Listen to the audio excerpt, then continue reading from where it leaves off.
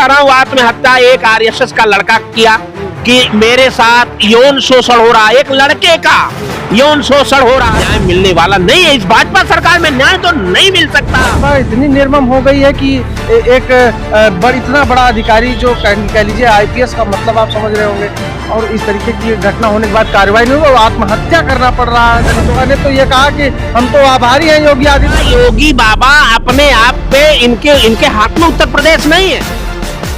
साथियों नमस्कार, आप देखना शुरू कर चुके हैं लोक बंधु लाइव।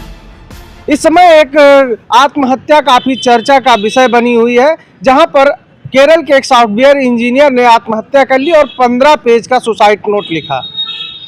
यह घटना 12 अक्टूबर को प्रियंका गांधी वाड्रा ने जब अपने सोशल मीडिया एक्स पर लिखकर कार्यवाही की मांग की और जांच की मांग की, तो यह मामला हाईलाइट हुआ और आज चर्चा का विषय बना हुआ है।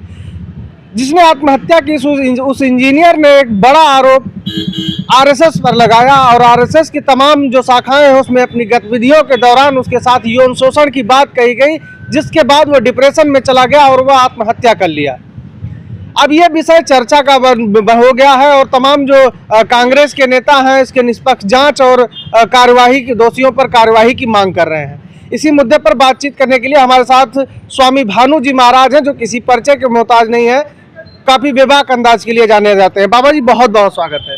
आपका भी बहुत बहुत धन्यवाद। बाबा जी, जिस तरीके से ये मामला हाईलाइटेड हुआ है और आरएसएस पर एक बड़ा आरोप लगा है, जिस आरएसएस का इतिहास और योगदान देश के लिए किताबों में पढ़ाए जाने की बात हो रही है, और उस आरएसएस पर इतने बड़े आरोप लगे हैं, चाहे वो एक कार्यकर्ता पे लगे हो या पूरे आरएसएस की बात। उसने कहा कि मैं किसी व्यक्ति से और संगठन से नाराज हूं तो वो आरएसएस है।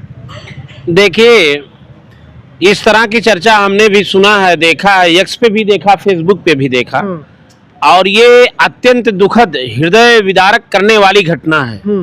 इसे गहराई से इसकी जांच होनी चाहिए, और जांच में अगर आरएसएस के पदाधिकारी या आरएसएस के कार्यकर्ता जो भी इसमें इन्वॉल्व में है, उसे कठोर से कठोर कार्रवाई होनी चाहिए।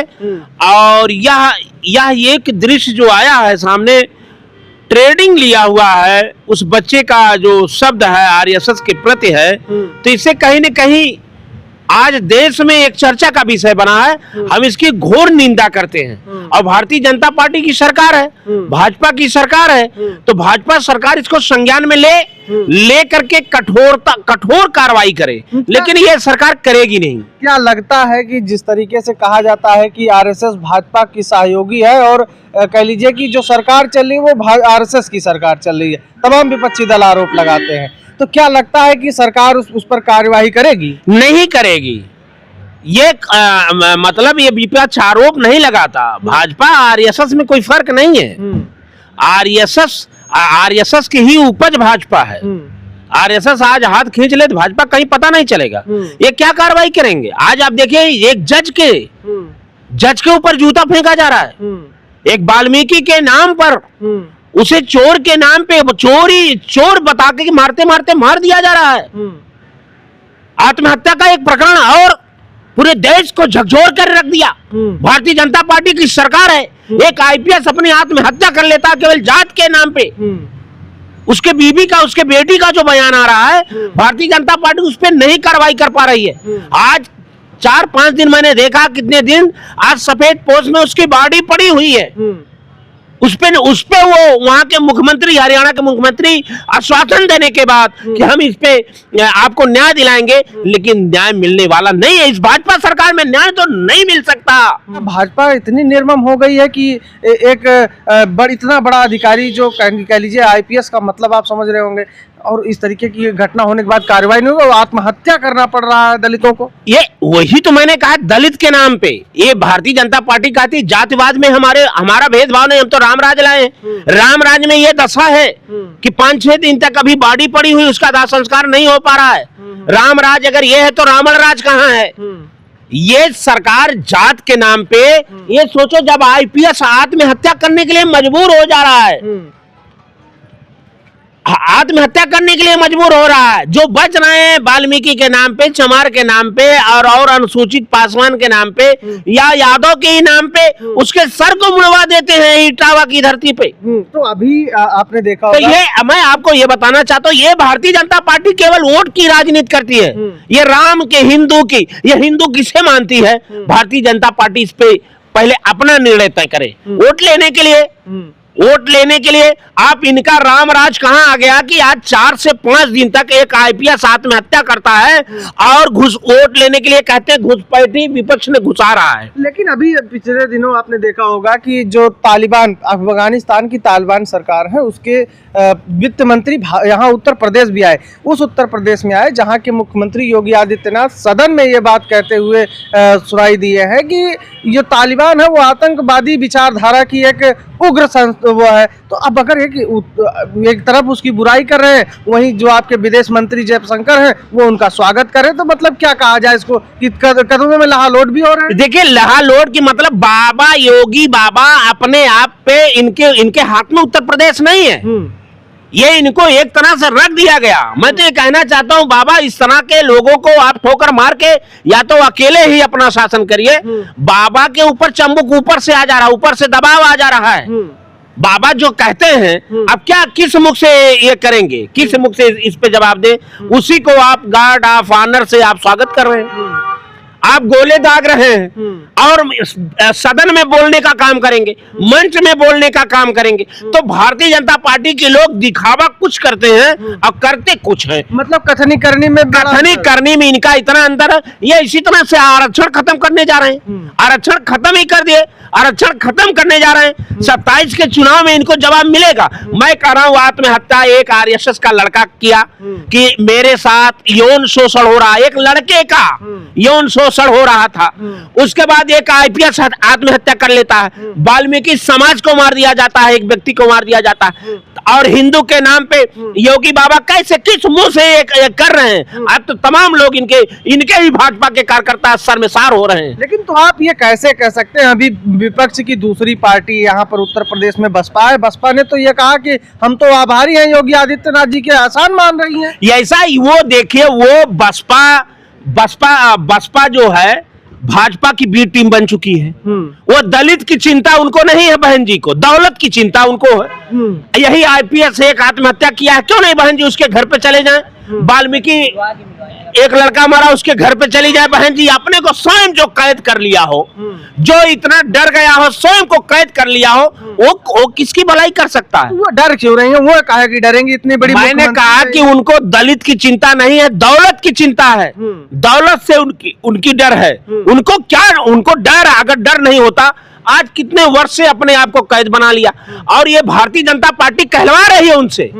क्यों? 27 का चुनाव सामने है और इस समय बिहार का चुनाव है। यहां से हवा देंगे कि दलित हमारे साथ है, क्योंकि पीडीए इतना मजबूत हो गया। जो भारतीय जनता पार्टी आरक्षण खत्म करना चाह रही है, जो भारतीय जनता पार्टी जात के नाम पे मार रही है, जो भारतीय जनता पार्टी के राज में आईपीएस से लेके अधिकारी आत्महत्या कर रहे हैं जातियों के नाम पे, जो भारतीय जनता पार्टी रोजगार नहीं दे पा रही, जो भारतीय जनता पार्टी शिक्षा नहीं दे पा रही, स्वास्थ्य नहीं दे पा रही, मतलब हर चीज हर मुद्दों पे फेल हो रही है, केवल हवा ध्यान भटकाने के लिए।